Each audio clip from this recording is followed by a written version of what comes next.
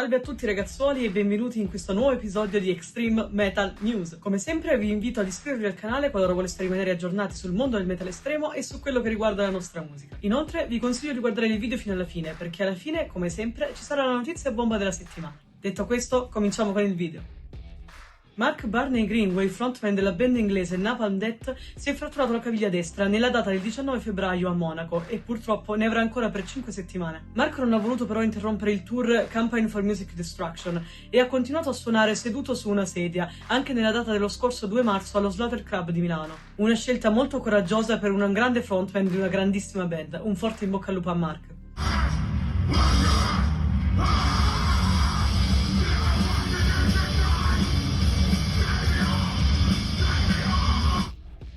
Gli Heart pubblicano il singolo Mother Betrayer, che anticipa l'album The Wretched The Ruinous, in uscita il 5 maggio per la Century Media Records.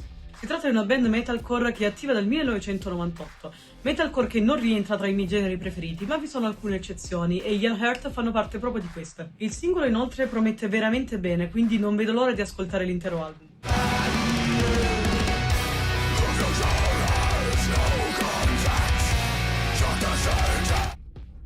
I Fit for an Autopsy rilasciano il singolo Aliens, che andrà a far parte dei mini CD di Aggression Session, in uscita il 7 aprile in digitale e il 21 luglio in formato fisico. Sarà una vera e propria compilation in cui non saranno da soli, ma vi saranno altre due band deathcore molto interessanti, i Die Artist Murder e i Malevolence. Un disco sicuramente da non perdere per tutti gli appassionati del genere, in uscita per la Nuclear Blast Records.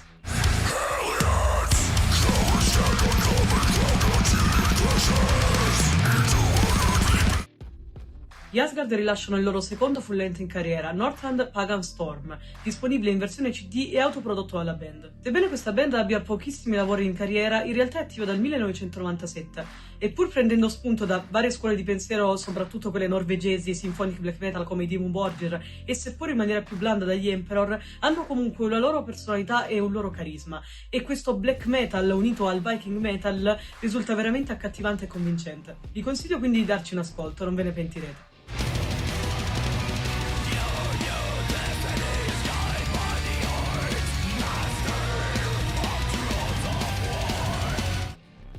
Imperial Demonic, band proveniente dal Regno Unito, pubblicano l'EP Beneath the Crimson Eclipse, stampato dalla Black Lion.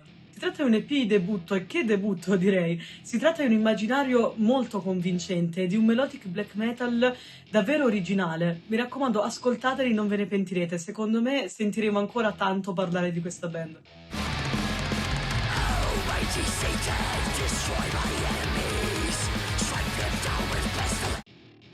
I Primordial Serpent pubblicano l'EP Funereal Winter, in uscita solo in formato digitale purtroppo. Si tratta di un black metal veramente molto grezzo e ruvido, figlio della seconda ondata black metal, o meglio dell'inizio della seconda ondata black metal. Sono stata incuriosita dai Primordial Serpent perché sia nel nome del progetto sia nelle lyrics si vanno ad ispirare ad una delle mie saghe videoludiche preferite in assoluto, ovvero Dark Souls. Quando poi sono andata però ad ascoltarli anche a livello musicale non ne sono rimasta delusa, anzi, è un black metal certamente vecchia scuola, certamente molto ruvido e grezzo, ma che proprio grazie a questo riesce a conservare la propria autenticità. Vi consiglio vivamente di darci un ascolto, anche se non siete appassionati di videogiochi.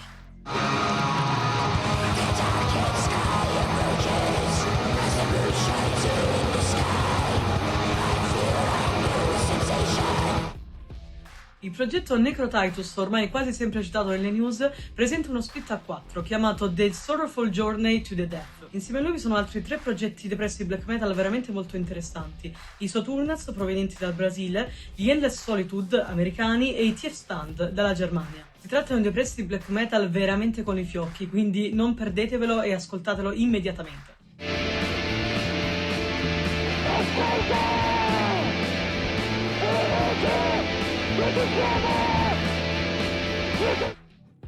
I Fort Monarch ritornano dopo quasi più di 15 anni con un nuovo full length chiamato Nocturnal Odes of a Wandering Spirits.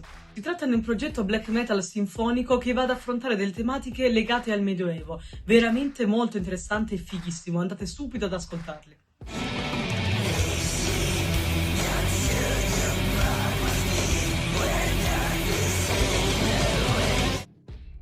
Il progetto Black Hecate, una band dark ambient veramente molto particolare che va a ricreare dei suoni quasi esclusivamente analogici, è al lavoro sul nuovo album Litanie dell'orrore, che va ad ispirarsi a dei quadri di Emiliano Maraglia e che andrà a creare un vero e proprio sound dell'orrore, una vera e propria colonna sonora dell'orrore. Il primo singolo uscirà il 3 aprile, già da ora è possibile ascoltarne qualche secondo. Vi consiglio vivamente di ascoltare i Black Hecate e non solo. Se siete interessati ad un progetto più black metal oriented ma sempre estremamente particolare, andate ad ascoltarvi Obscurum Malum, un altro progetto creato dalla mente di Marco, che è il ragazzo dietro a Black Hecate. Un mese fa è uscito il suo nuovo lavoro Fantasma, di cui a breve farò una recensione su Heavy Metal Maniac, ma già da adesso posso dirvi che è davvero uno spettacolo. Dategli un ascolto e dategli una chance.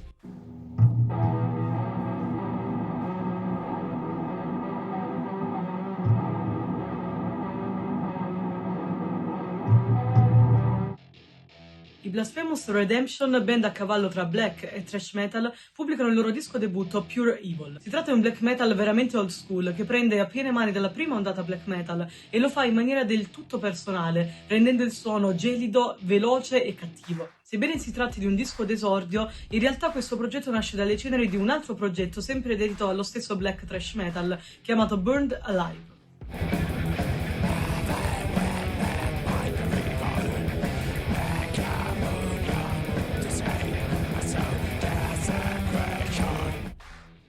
Per la notizia bomba della settimana torniamo a parlare del Metal Italia Festival. Come vi avevo promesso, qualora sapessi qualcosa di nuovo ve lo comunicherò immediatamente. E infatti sono state annunciate e confermate altre 3 band oltre ai Venom e i Folkston.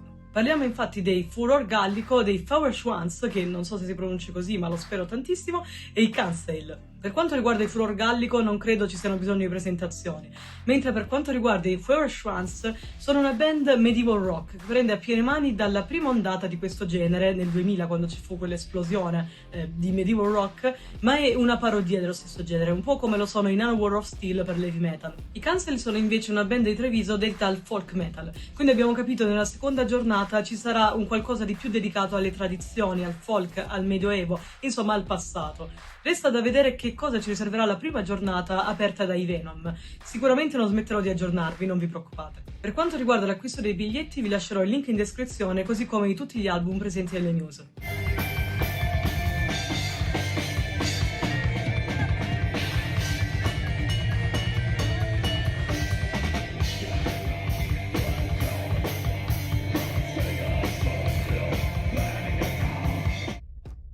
Io vi ringrazio per aver seguito il video fino a qui, vi invito ancora una volta ad iscrivervi al canale, a lasciare un mi piace e a lasciare un commento, nel quale mi indicate quale o quali notizie vi hanno colpito di più in questa settimana. E noi ci vediamo lunedì prossimo allo stesso orario.